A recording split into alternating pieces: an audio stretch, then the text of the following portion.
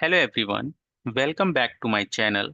सो दोस्तों, आज हम लोग डिस्कस करने वाले हैं एक्सेल के नए फंक्शंस को।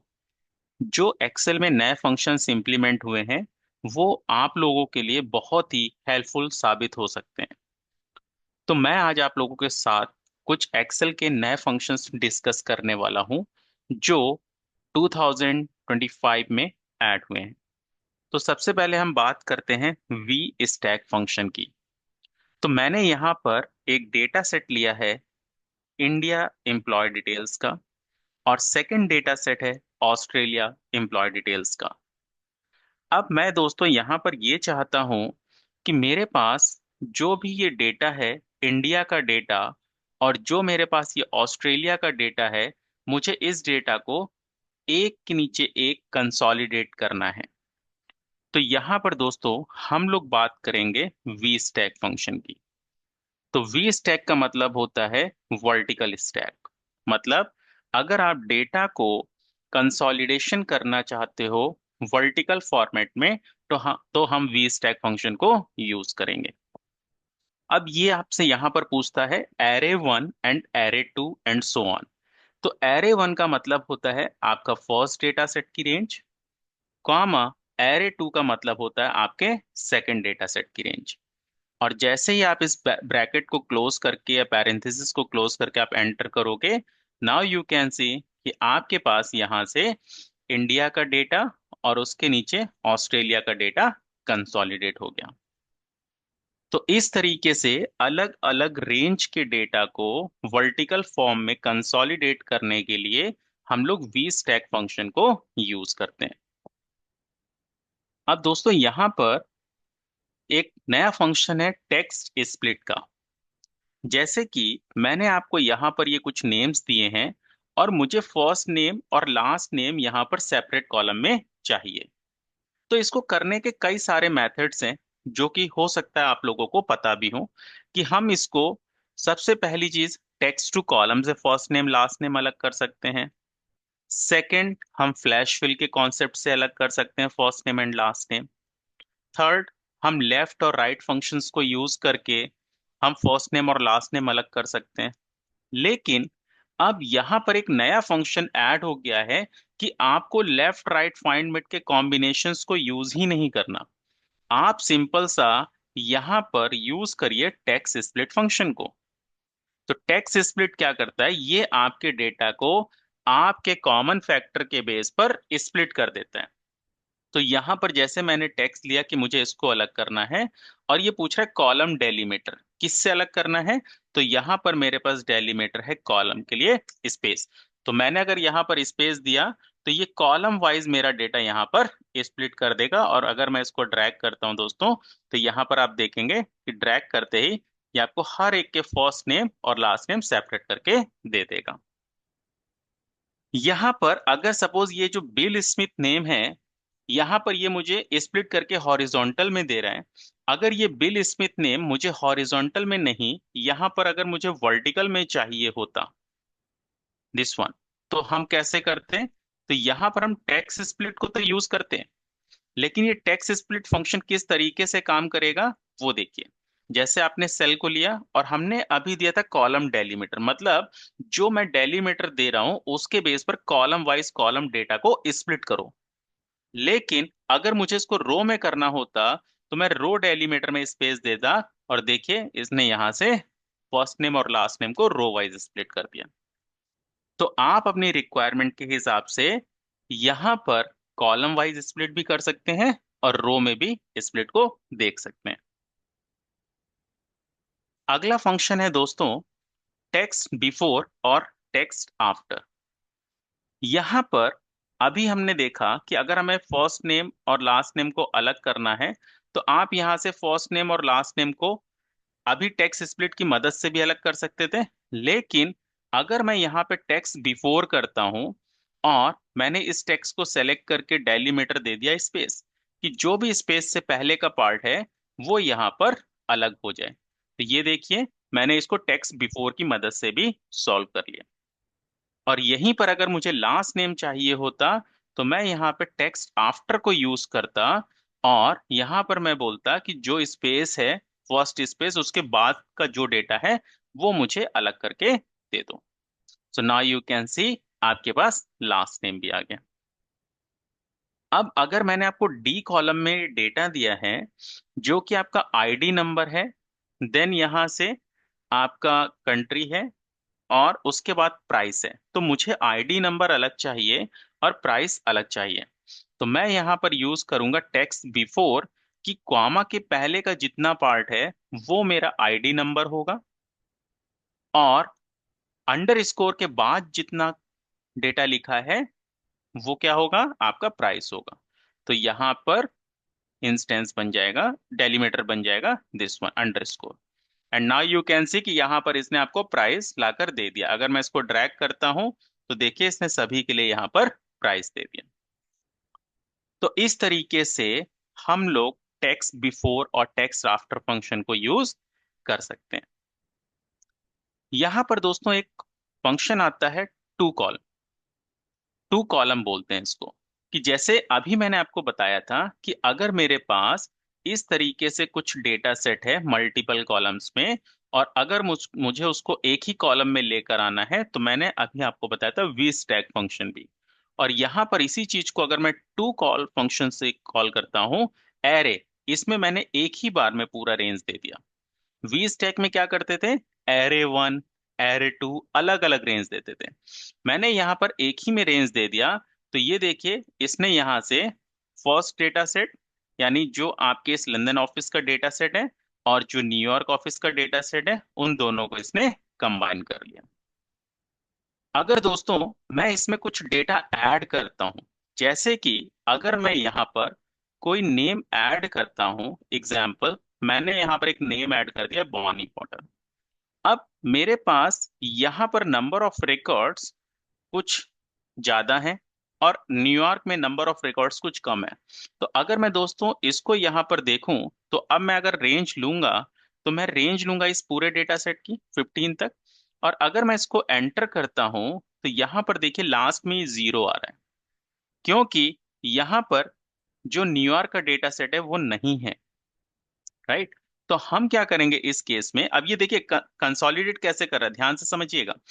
जो वी स्टैक होता है ये तो ऐसे डेटा, जो पहला डेटा है उसके नीचे अगर मुझे दूसरा डेटा सेट चाहिए तो हम वी स्टैक यूज कर रहे हैं। लेकिन टू कॉलम की फंक्शनैलिटी समझिए, मैंने टू कॉल दिया यानी ये पहला वैल्यू, उसके सामने का वैल्यू, उसके नीचे this one, then this value and this value, then this one, this value and this value, then this one.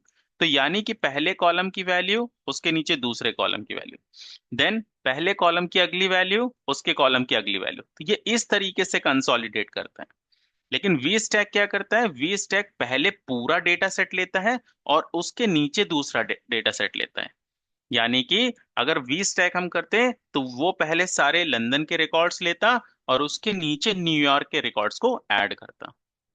लेकिन जो टू कॉलम होता है, यानी कि कॉलम वाइज कॉलम कंसोलिडेशन, कि पहले रो की सारी वैल्यूज को उठाएगा, एक के नीचे एक पेस्ट करेगा, देन अगले रो की सारी वैल्यूज उठाएगा, उसको एक के नीचे एक पेस्ट करेगा, लाइक दिस। अब दोस्तों जैसे यहां पर इस न्यूयॉर्क में रिकॉर्ड नहीं है तो ये जीरो दे रहा है, लेकिन मैं चाहता हूं यहां पर जीरो ना आए। तो उस केस में आप क्या करोगे, यहां पर इग्नोर आता है। और इग्नोर में क्या है कि जो ब्लैंक सेल्स हैं वो मुझे इग्नोर करनी, तो मैं इग्नोर ब्लैंक सेल्स को सेलेक्ट कर लूंगा, और जैसे ही एंटर किया तो देखिए अब यहां से ये जीरो हट गया। तो इस तरीके से हम टू कॉलम फंक्शन को यूज कर सकते हैं। तो मैंने आपको वी स्टैक और टू कॉलम में डिफरेंस भी बताया कि ये किस तरीके से काम करता है।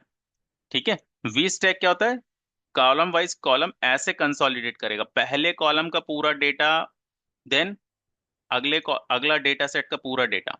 लेकिन ये क्या करता है, ये आपको एक ही कॉलम में डेटा देगा, ये मल्टीपल कॉलम्स नहीं बनाएगा, एक ही कॉलम में लाकर देगा। पहली रो की सारी वैल्यूज, उसके नीचे दूसरी रो की सारी वैल्यूज, उसके नीचे तीसरी रो की सारी वैल्यूज एंड सो ऑन। ये ऐसे चलता है। ओके। सो आई होप आपको ये समझ में आया होगा। यहां पर दोस्तों हमारे पास फंक्शन होता है टेक एंड ड्रॉप। जैसे कि मैंने आपको ये डेटा सेट दिया और मैंने बोला मुझे टॉप 3 ब्रांड्स लाकर दे दो यहां से, मतलब टॉप 3 कौन से ब्रांड्स हैं जिसमें सबसे ज्यादा यूनिट सोल्ड आउट हुआ है। तो जैसे कि यहां पर आप देख रहे हो, मैंने यूनिट सोल्ड के बेस पे डेटा को सॉर्ट किया। तो अगर मैं देखूं आइडली, तो मेरे पास ये तीन ब्रांड हैं जहां पर सबसे ज्यादा यूनिट सोल्ड आउट हुआ। तो अब अगर मुझे इनको फेच करना है, तो हम यहाँ पर कैसे फेच करेंगे? तो अगर मुझे यूनिट्स को निकालना होता तो एक्सेल में हम लोग लार्ज फंक्शन को यूज करते थे, राइट? बट अगर मुझे इन दोनों चीजों को, ब्रांड और यूनिट्स को एक साथ निकालना है, तो यहाँ पर देखिए मैंने यूज किया टेक फंक्शन को। अब यहां से दोस्तों मैं ये रेंज ले लूंगा। अब ये पूछ रहा है रोज कि आपको कितनी रो का डेटा चाहिए, तो मैंने बोला मुझे 2 रो का डेटा चाहिए, ठीक है, या मुझे 3 रो का डेटा चाहिए। अब ये बोल रहा है कितने कॉलम्स में, मैंने बोला 2 कॉलम्स में।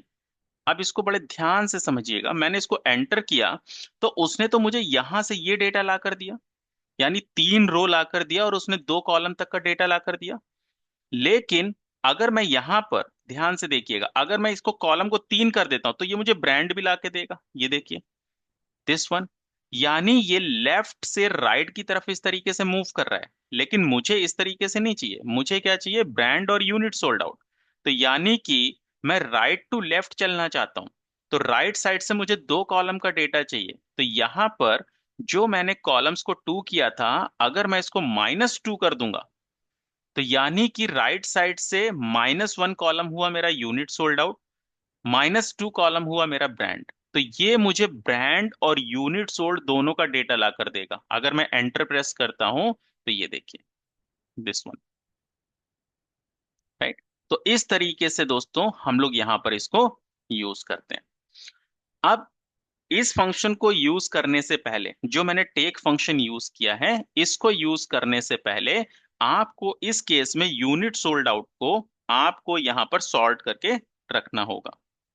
लेकिन उस केस में क्या, कि अगर मैं बोलता हूं नहीं, मेरा जो डेटा है वो जरूरी नहीं है कि सॉर्ट होगा, क्योंकि यहां पर तो केस हो गया कि मुझे पहले उसको सॉर्ट करना पड़ेगा। लेकिन अगर मैं चाहता हूं कि मैं बिना सॉर्ट किए ही, मैं जो भी मेरे टॉप 3 ब्रांड्स यूनिट सोल्ड हो, वो मुझे फैच होकर आ जाएं, तो उस केस में हम सॉर्ट फंक्शन को यूज करके हम सॉर्ट के साथ यहां पर टेक फंक्शन को यूज कर सकते हैं। तो यहां पर मैं आपको उसका भी एग्जाम्पल बताता हूं। जैसे कि मैंने यहां पे लिया टेक, और यहां पर मैं यूज करूंगा सॉर्ट फंक्शन को। अब इस सॉर्ट में मुझको देना है एरे, तो मैंने यहां से ये एरे दे दिया। मुझे सॉर्ट किसके बेस पे करना है? मैंने पूरा रेंज लिया, दिस वन।